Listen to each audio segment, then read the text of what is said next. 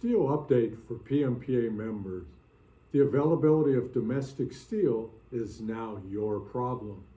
Hi, I'm Miles Freed, PMPA's Director of Industry Affairs.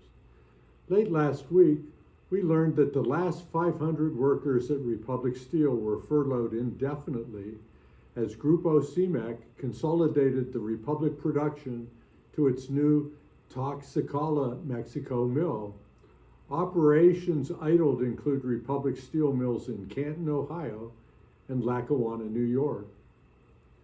Before we had a chance to get our morning coffee today, we learned that U.S. Steel had refused an unsolicited buyout bid from Cleveland Cliffs that offered an approximately 54% premium over U.S. Steel's current share price.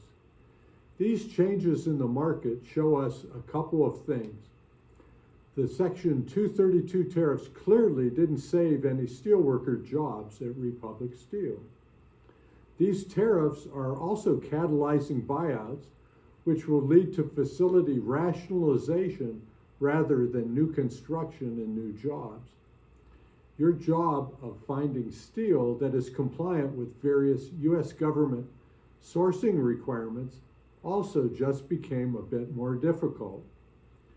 The idling of Republic's Canton melt shop means that there is no longer a domestic U.S. source for leaded steels. All leaded steels in the USA will be imported once the Republic material has made its way through the market.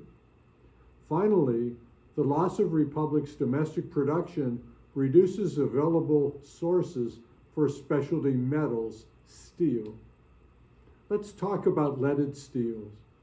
70% of steels produced in the USA are produced by the electric furnace process, according to the AISI. The majority of steels from Europe, about 60%, are made by the blast furnace basic oxygen process route, according to Eurofer. The shuttered Republic and the replacement Grupo CEMEX leaded steels are electric furnace process. What's this mean to you? The imported BOF leaded steels that you get from European mills will machine differently than the electric furnace leaded steels from Republic and now Grupo CEMEX in Mexico. Be careful on making sourcing decisions. Steel imports from Mexico are already noted to be up 72% in 2022 compared with the 2015 to 2017 average used to set up the tariff relief agreement. The situation on steel imports from Mexico is currently under study and subject to intensified engagement, end of quote, by the Department of Commerce. Now let's talk about Buy American requirements. Under the original Buy American Act of 1933, steel from Mexico is not qualified for purchase by the American government, as Mexico is not on the list for qualified country of origin.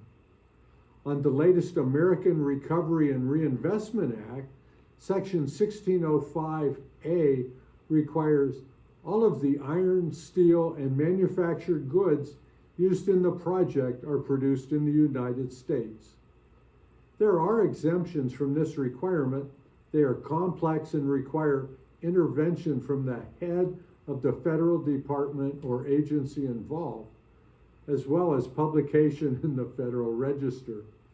This is very unlikely for contracts awarded at our tier in the marketplace. Now let's move to DFARS, specialty metals. Under DFARS, the latest change, July 20th, 2023, specialty metal means steel with a maximum alloy content exceeding one or more of the following limits: manganese 1.65%, silicon 0.60%, or copper 0.60%, or B, containing more than 0.25% of any of the following elements: aluminum, chromium, cobalt, molybdenum, nickel, niobium, columbium, titanium, tungsten, or vanadium. Steel means an iron alloy that includes between 0.02 and 2% carbon and may include other elements. The DFARS definition for qualifying country means any country listed in the definition of qualifying country at the DFARS Regulation Supplement 225.03. Mexico is not a qualifying country at 225.03. Our take: if Republic was your previous source for specialty metals, steels, under DFARS, you will need to identify new domestic sources due to the elimination of Republic's USA operations. Any questions on these issues, please contact me at PMPA.